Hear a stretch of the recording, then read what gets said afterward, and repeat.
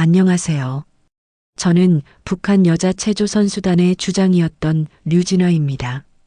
지금은 서울의 한 체육관에서 어린 선수들을 가르치며 살고 있어요. 하지만 제가 처음 남한 땅을 밟았던 그날 단 3초 만에 경악했던 일을 아직도 잊지 못합니다. 그날의 공기는 아직도 제 폐 속에 남아 있어요. 차갑고 무겁고 그리고 너무 자유로웠습니다. 저는 평양에서 태어났어요. 6살 때부터 체조를 시작했죠. 조선의 영광을 높이는 딸이라는 말을 들으며 자랐습니다.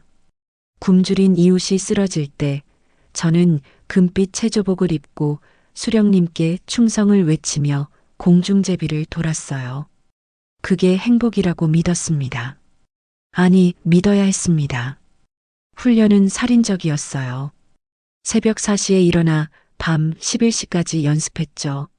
손바닥에는 피딱지가 앉았고 발목은 늘 부어 있었습니다. 하지만 가장 무서웠던 건 훈련의 고통이 아니었어요. 한 번은 제 동료 은혜가 평균대에서 떨어졌습니다. 단 한 번의 실수였어요. 다음 날 은혜의 자리는 비어 있었고 우리는 그녀의 가족이 어디로 갔는지 알 수 있었죠. 훈련장 벽에는 인민의 딸은 눈물을 흘리지 않는다라는 문구가 붙어 있었지만 밤마다 그 문구 아래에는 눈물 자국이 얼어붙어 있었습니다. 그렇게 10년이 흘렀어요. 저는 주장이 되었고 국가대표가 되었습니다. 하지만 나이가 들수록 깨달았어요. 우리가 서 있는 무대는 세계가 아니라 감시와 선전의 감옥이었다는 걸. 전환점은 2008년 12월이었습니다. 북중 국경의 교류 시범 경기 후 저희 7명의 선수단은 중국 단둥으로 이동했어요. 해외 공연 명목으로 체류하던 중이었죠. 어느 날 저녁 화장실에서 손을 씻는데 누군가 제 손에 작은 종이를 쥐어줬습니다. 돌아보니 중국인처럼 보이는 여자였는데 그녀는 제 눈을 똑바로 보며 고개를 끄덕였어요. 숙소로 돌아와 몰래 펼쳐본 쪽지에는 이렇게 적혀 있었습니다. 자유로 가고 싶으면 오늘 밤 11시 강가 3번째 가로등 앞으로 나와라. 심장이 터질 것 같았어요. 이게 함정일까?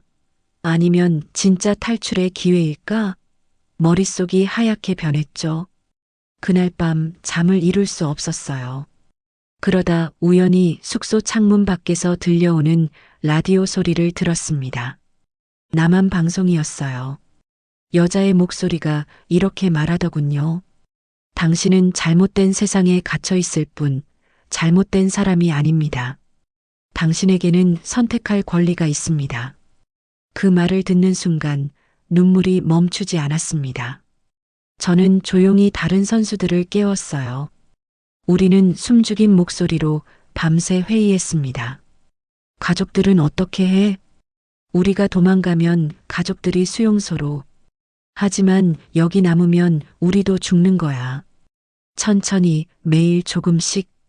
새벽 4시 우리는 결심했습니다. 이제 수령이 아니라 우리 자신을 위해 뛰자. 11시 정각. 우리는 하나둘씩 숙소를 빠져나왔습니다. 가로등 아래에는 그 여자가 서 있었고 그녀 뒤에는 검은 옷을 입은 남자 2명이 기다리고 있었어요. 서두르세요. 시간이 없어요. 그들의 안내로 우리는 강가로 향했습니다. 압록강의 얼음은 반쯤 녹아 있었어요. 12월이었지만 그애는 유난히 따뜻했거든요. 이 검은 비닐로 몸을 감싸세요. 강을 건너는 동안 체온 유지가 중요해요. 강물은 뼈를 애는 듯 차갑했습니다. 얼음이 깨지는 소리가 너무 커서 누가 들을까봐 심장이 멎는 줄 알았어요. 한 동료는 중간에 얼음에 빠졌고 우리는 필사적으로 그녀를 끌어올렸죠. 손끝이 얼어붙고 발이 감각을 잃었어요. 정신이 아득해지는 순간 누군가 제 손을 잡았습니다. 다 왔어요.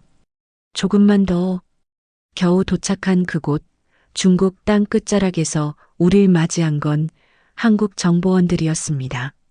어서 오십시오. 자유대한민국에 오신 걸 환영합니다. 그 순간 제 귀는 얼어붙은 듯 멈췄습니다. 대한민국 그 단어는 마치 다른 세상의 언어처럼 들렸어요. 꿈속에서 듣던 전설 같은 이름이었죠. 중국의 한 안가에서 하루를 보낸 후 우리는 비행기를 타고 남한으로 향했습니다. 비행기 안에서 우리는 말이 없었어요. 두려움과 기대가 뒤섞인 침묵이었죠. 인천공항에 도착했을 때 저는 떨고 있었습니다. 이제 무슨 일이 벌어질까? 신문을 받을까? 감옥에 가는 걸까? 우리는 긴 복도를 따라 걸었습니다. 양옆으로 유리창이 있었고 밖에는 환한 불빛들이 반짝였어요. 한 직원이 앞장서서 우리를 안내했죠. 이쪽으로 오세요. 곧 보호시설로 이동하실 겁니다. 문이 찰칵 열리며 낯선 공기가 들어왔습니다. 따뜻하고 부드럽고 이상하게 향기로웠어요. 그리고 단 3초 만에 우리 모두가 말없이 서로를 바라봤습니다. 복도 한가운데 태극기가 걸려 있었거든요. 크고 선명한 태극기. 그 아래에는 대한민국은 당신의 귀환을 환영합니다라는 문장이 적혀 있었습니다. 경악이었습니다. 하지만 공포의 경악이 아니었어요. 우리가 놀란 이유는 그 깃발이 너무 따뜻했기 때문이었습니다. 총을 든 군인도 신문하는 보안원도 우리를 감시하는 카메라도 없었어요. 그저 깃발 하나와 환영한다는 따뜻한 문장뿐이었습니다. 우린 그 앞에서 그저 울었습니다. 누구도 말하지 않았어요. 20년 넘게 억눌러왔던 모든 감정이 한꺼번에 터져나왔죠. 한 동료가 무릎을 꿇고 바닥에 엎드려 울었습니다. 다른 동료는 태극기를 바라보며 손을 모아 기도하듯 절을 했어요.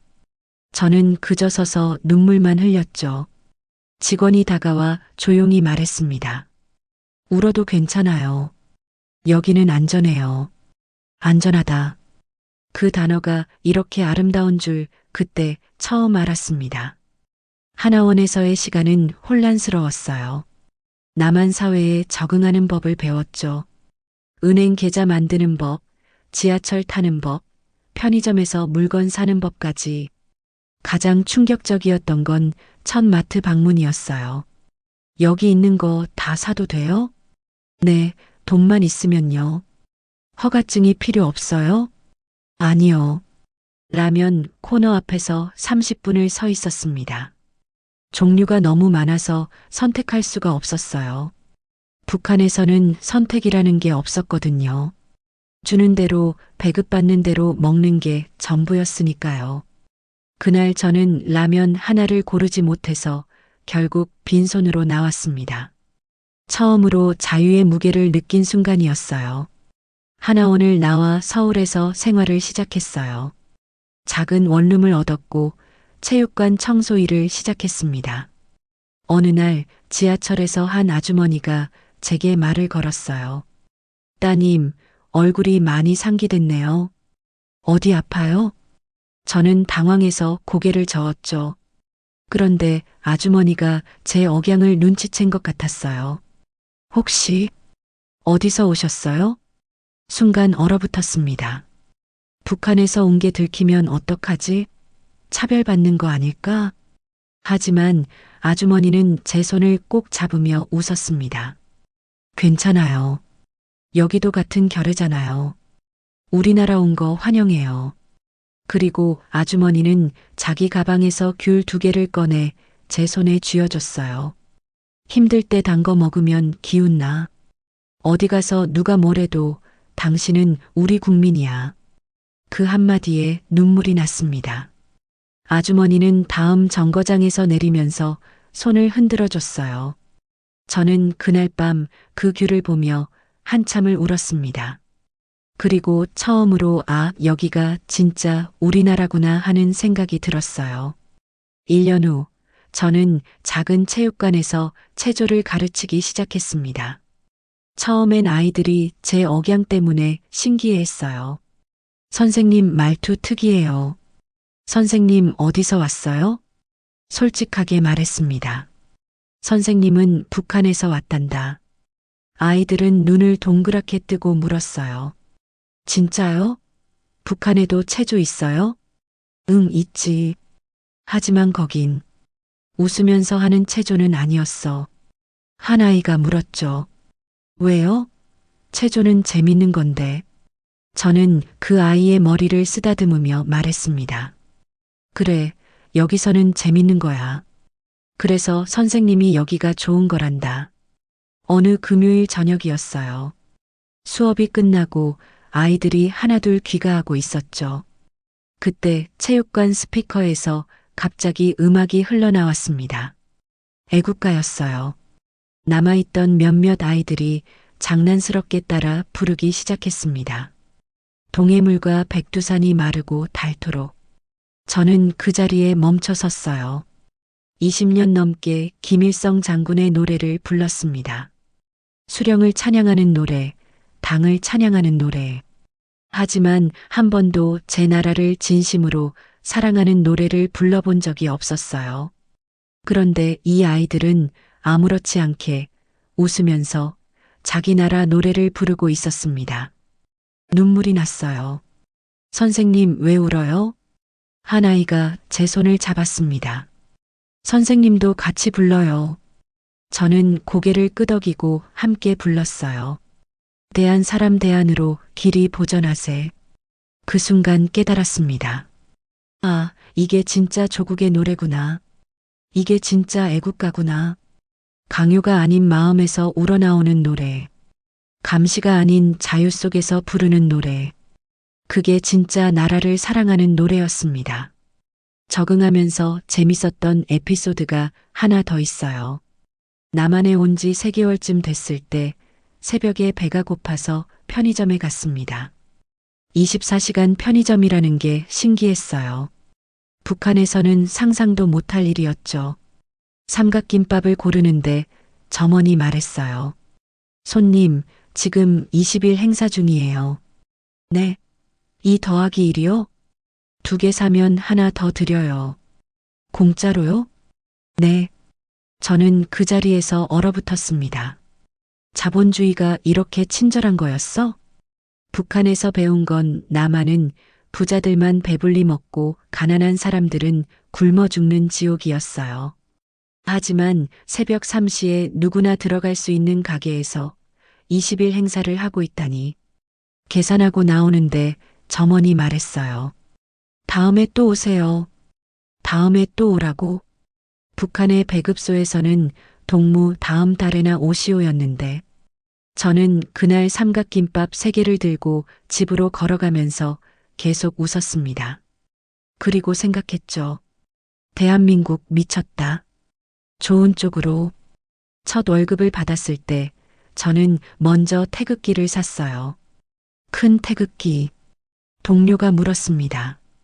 언니, 왜 태극기를 사요? 응, 그냥 갖고 싶어서. 집에 와서 태극기를 벽에 걸었어요. 그리고 그 앞에 앉아 한참을 바라봤습니다. 이 깃발 아래에서는 아무도 저를 감시하지 않아요. 이 깃발 아래에서는 제가 하고 싶은 말을 할 수 있어요. 이 깃발 아래에서는 제가 꿈을 꿀 수 있습니다. 그날 밤 저는 태극기를 끌어안고 잠들었어요. 2017년 제게 대한민국 국적이 부여되었습니다. 그리고 투표권이 생겼어요. 첫 투표날 저는 새벽부터 일어나 준비했습니다. 가장 좋은 옷을 입고 머리를 단정히 빗었어요. 투표소에 들어가서 투표용지를 받는 순간 손이 떨렸습니다. 내가 내 의견을 표현할 수 있다고? 북한에서의 투표는 투표가 아니었어요.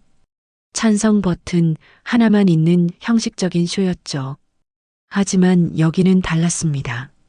여러 후보가 있었고 제가 선택할 수 있었어요. 기표소 안에서 저는 한참을 멍하니 서 있었습니다. 눈물이 났거든요. 이게 민주주의구나. 이게 자유구나. 투표를 마치고 나오는데 투표 관리자가 투표해 주셔서 감사합니다라고 말했어요. 제가 아니라 그쪽이 고맙다니. 이게 대한민국이었습니다. 지금 제 체육관에는 30명의 아이들이 다닙니다. 어제 한 아이가 물었어요. 선생님, 통일되면 뭐가 좋아요? 저는 잠시 생각하다가 대답했습니다. 선생님, 고향 친구들도 너희처럼 웃으면서 체조할 수 있으면 좋겠어. 북한 친구들은 웃으면서 못해요? 응. 거긴 웃음이 자유롭지 않거든. 아이가 고개를 갸우뚱했어요. 웃는 것도 자유가 필요해요? 그럼. 웃는 것도, 우는 것도, 화내는 것도 다 자유가 필요해. 제 체육관 벽에는 이렇게 적혀 있습니다. 저는 이제 압니다. 조국은 국경선이 아니라는 걸. 조국은 체제가 아니라는 걸. 진짜 조국은 한 사람이 자유롭게 웃을 수 있는 곳입니다. 한 사람이 두려움 없이 꿈을 꿀 수 있는 곳입니다. 한 사람이 자기 생각을 말할 수 있는 곳입니다. 그리고 대한민국은 제게 그런 곳이 되어 주었습니다. 가끔 북녘 하늘을 바라봅니다. 그리고 생각해요. 언젠가는 저 하늘 아래에서도 태극기가 자유롭게 펄럭이는 날이 오겠지. 그날까지 저는 이 아이들에게 말할 겁니다. 그리고 매일 아침 저는 체육관에 걸린 태극기를 보며 다짐합니다. 오늘도 감사합니다. 대한민국. 명령받는 기계에서 꿈꾸는 인간으로. 그게 제가 경험한 가장 아름다운 반전이었습니다.